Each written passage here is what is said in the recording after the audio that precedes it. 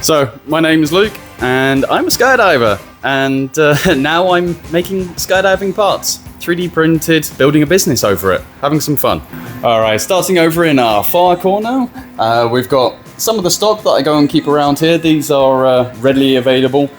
These are some of the most popular things for skydivers, anywhere from professionals. We provide for pretty much most professionals here in Dubai. All of them, and there's maybe 150 of them, and they're exclusively buying from us, okay? Fun jumpers, you name it, and they come in all the varieties of all the different cameras. One of the machines that we go and use to make for these guys, this is a Curnow K1C.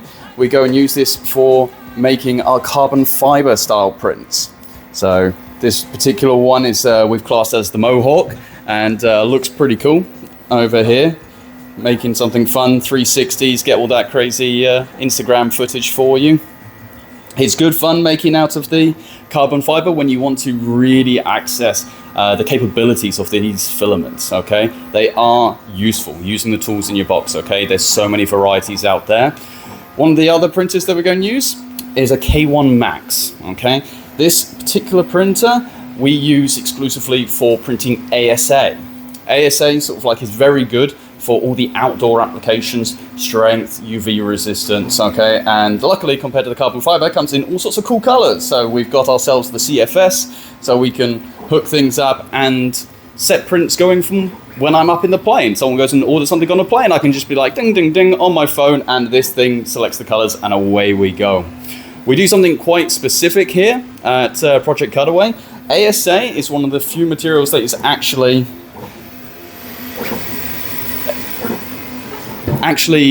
useful with acetone, okay? So we can vapor smooth these things. They can take away from blemishes to increasing certain qualities of the material, making it stronger, especially on the Z-axis. When we're dealing with products that have to be strong through 120 miles an hour, dependable on a daily basis, we need every strength in every axis possible, okay? Acetone, I love it.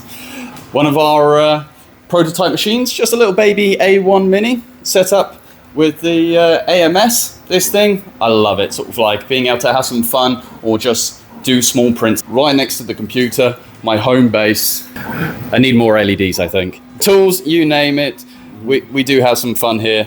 Vapor smoothing, all you're really doing is putting it into a container and creating a vapor. Now, acetone on its own will always vaporize. It's just something that we use to add to a material, okay? It gives our stuff a lot of strength in other places where it doesn't, and it means we actually, again, get to simplify the model. We get to put this into our design, okay? So some of the examples over here. So this particular one here could be quite weak in certain areas, and it's even got a junction here on the bottom, which again, could be quite weak. This is taking all the stress of these going 200 miles an hour sometimes. And it looks much smoother and it has a better feeling to it. It looks also glossier, so... Glossier, and it's going to take away a lot of the hard edge, okay? We're no longer damaging the GoPros, taking them in and out. So we just keep on finding assets of what's available to us in 3D printing procedures, sort of like methods, sort of like post-processing, and using it to our advantage. Pick and choose, and you can make whatever you want.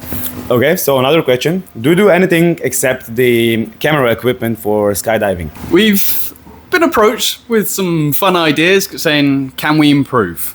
There's always room to improve. It's just the imagination of how we're going to look at it.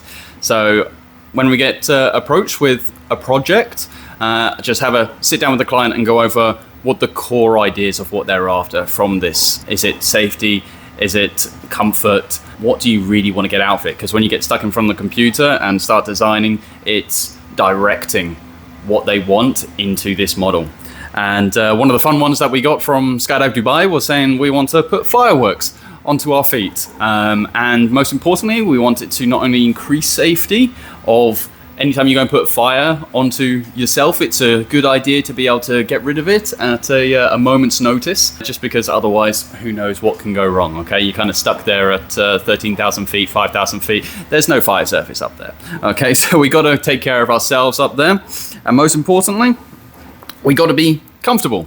One of the biggest complaints people had about taking fireworks systems on them was it was very big, okay? Whenever they're trying to land, and we're landing in some very cool places, we're landing in middle of the cities, we're landing on roads for demonstrations, whatever, the whole thing was metal.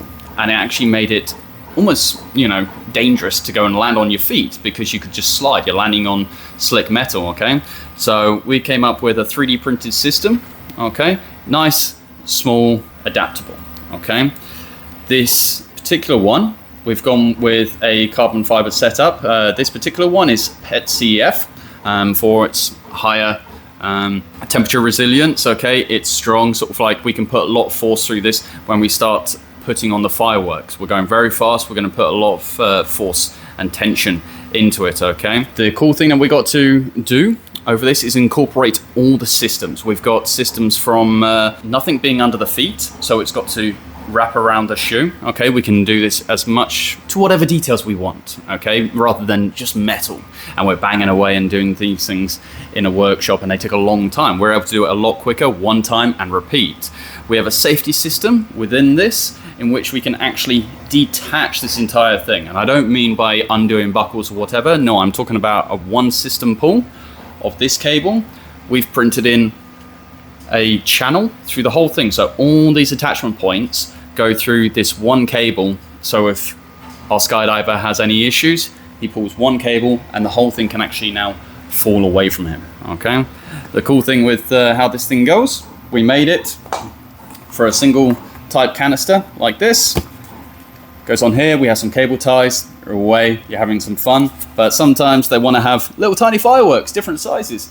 So we get to go and make other holders. I personally love this one because it just looks like a machine gun barrel, sort of like going around. And we actually use this one out of PETG because we're clipping onto these things. So while it may not last as long, its function was more important than it lasting, and we can have it as a replaceable part, this one. And we just set the size to the same as the model, and we can lock and load and go skydiving. It's definitely proved to be an interesting challenge that is actually still ongoing. We're still having fun with it and making it lighter, making it more aerodynamic for the jumpers through all the variations of jumps and performances they want to go and do. What is the best selling part right now? What are the customers most interested in, and how much of those are usually sold per month? It's the modern age, so everyone loves the 360. I had this up for a matter of minutes before I got a call from China. Just saying sort of like, I love it, I want it, can you do it for this variation? This morning, sort of like I got a call for, hey, I see you only do this for this helmet, can we do it on another one? Can we do it on another one? There's so many variations, so now I get to just take the same idea and give it more breadth going across other models. This is definitely the fun jumper go-to. But the other things that I go and sell massive amount on is the professional world. Skydiving sort of like is quite a small community, and while there is plenty of fun jumpers, you can do a tandem any way you want. So the working class stuff, which is what we go and do on those helmets, that first project I did, the working man stuff, double GoPro, even Handycam, putting this GoPro on here. Been through several, it's good. This one is other way around. Background. There you go. So that's going on top of the helmet and now changes angles. Okay, yeah. It's a screw that you can change the angles. Yeah, locks in, and most importantly, for the working person, we haven't overcomplicated how the GoPro goes in and out. Okay, so you're always having to access the SD cards. You're having to see the screen. So we've made all these things available, so it's minimal hassle on a day-to-day, because we can do 10 jumps a day. So you want some thousands of jumps a year. I've been doing 1,500 jumps a year for several years now, and anything you can do to make the working life easy, even better. And we've even, these little things, these are little GoPro doors that we've made out of PETG, using again the material qualities of the elasticity, but most importantly we've just actually cheated and made access to the SD card, so you don't have to take the door off. You just pop straight at the SD card. We don't need to get at the battery, we don't need to do any of that. Perfect. There you go, and making it in colors. Skydivers love color and a bit of variation, they really do.